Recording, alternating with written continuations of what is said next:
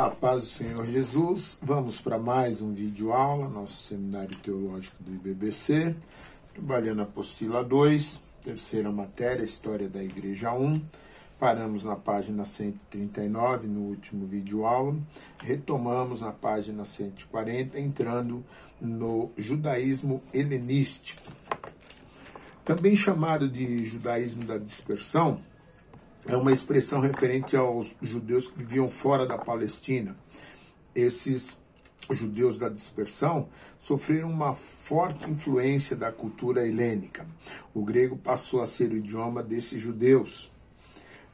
Na cidade de Roma, em Alexandria, a colônia judaica era muito numerosa. Em Alexandria, local onde foi feita a tradução das escrituras para o grego, a Septuaginta, os judeus alexandrinos utilizaram a filosofia e o idioma grego para pregar a fé judaico-monoteísta. E nesse aspecto foi importante ter a escritura no idioma conhecido. A esperança messiânica, página 141.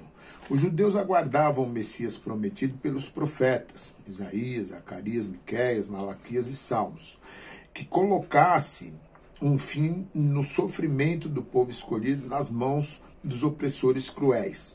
A literatura pseudepígrafa, que surgiu no período intertestamentário, refletia o pensamento religioso quanto à esperança messiânica.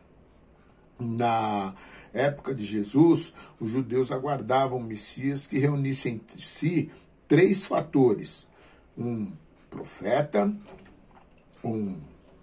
eles esperavam esse Messias, profeta, sacerdote e rei. E na função de rei, que ele libertasse o povo da dominação romana e estabelecesse um reinado de paz, justiça e prosperidade. O advento do Messias inauguraria uma nova era para a nação judaica. Os judeus dispersos pelo Império Romano seriam reunidos na sua terra e governados pelo descendente de Davi. Nos tempos de opressão, essa esperança ficava mais vigorosa e a expectativa da vida de um guerreiro libertador, hábil, político e herói militar era cada vez maior. Os judeus não aguardavam um Messias pacífico e sofredor, um ser divino como predito em Isaías 53. Características básicas da esperança messiânica. Existem algumas características comuns que revelam o caráter da esperança messiânica. O autor H. E. Dana enumera três características importantes. Primeira característica, a intervenção especial de Deus.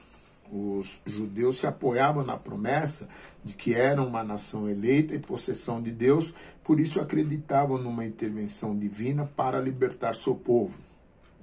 A elevação suprema da nação israelita. Israel, como povo escolhido, foi comissionado a tornar o nome de Deus conhecido entre os gentios e tornar suprema sua lei.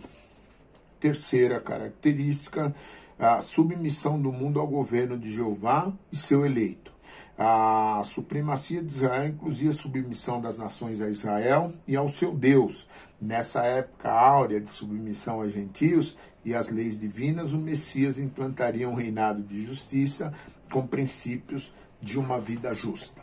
Essa era a característica do Messias que os judeus esperavam. Página 142, Jesus Cristo, vida e obra. A maior religião do mundo, o cristianismo, se fundamenta na pessoa de Cristo. Sua historicidade foi testemunhada por judeus e romanos, além dos autores dos evangelhos. Ainda que os evangelhos não apresentem uma biografia completa de Jesus, até porque não foi esse o autor do propósito de seus autores. Eles fazem uma descrição real e histórica de Jesus. Os testemunhos extras canônicos e romanos são parcos, entretanto, provam a existência de Cristo. A história de Cristo. Tanto o testemunho canônico como o extra-bíblico não foram suficientes para convencer a escola da teologia liberal que partiu para a busca do Jesus histórico. Os eruditos liberais não aceitam a descrição que os evangelhos fizeram de Jesus por acharem ser ela incompleta.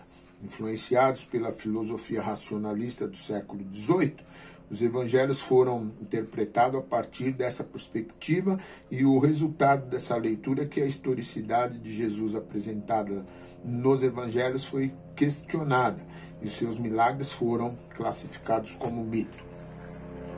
Testemunho judeu. O testemunho judeu se concentra basicamente nas poucas declarações de Flávio Joséfo, que viveu de 37 a 100 depois de Cristo. José foi um historiador judeu que foi designado pelo governador da Galiléia na ocasião da Guerra Judaico-Romana. Em uma de suas obras, Antiguidades dos Judeus, que foi escrita em 20 volumes, ele faz algumas referências a Jesus. Em um de seus comentários ele afirmou: ele era um homem bom, se é legal chamá-lo um homem, com quem se associavam homens bons. Em outro comentário, ele identificava Tiago como o irmão de Jesus, o irmão de Jesus, assim chamado Cristo. O testemunho histórico de José é válido pelo fato dele não ter sido simpático ao cristianismo e ter adquirido a cidadania romana após o ano 70 depois de Cristo. Segundo, o testemunho romano. Os historiadores e escritores romanos como Tácito, Plínio, Suetônio e Luciano dão a base desse testemunho. Tácito, que viveu de 55 a 117, talvez tenha sido o historiador mais importante. Ele escreveu os Anais, que descrevem o período de Tibério César, que era o imperador quando Jesus exerceu seu ministério. Até Nero, quando Jesus exerceu seu ministério, até a época de Nero. Tácito escreveu essa história dos reis romanos.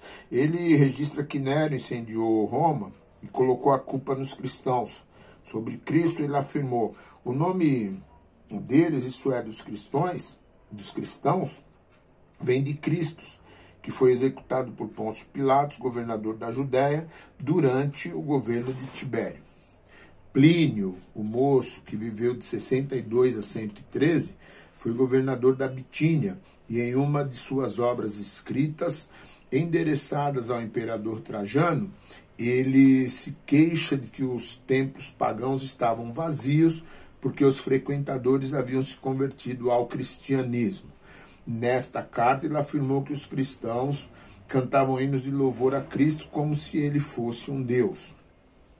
Suetônio, um outro historiador que viveu de 70 a 160, escreveu A Vida dos 12 Césares, que é uma historiografia romana de grande valor que abrange a história do período de Júlio César até Domiciano.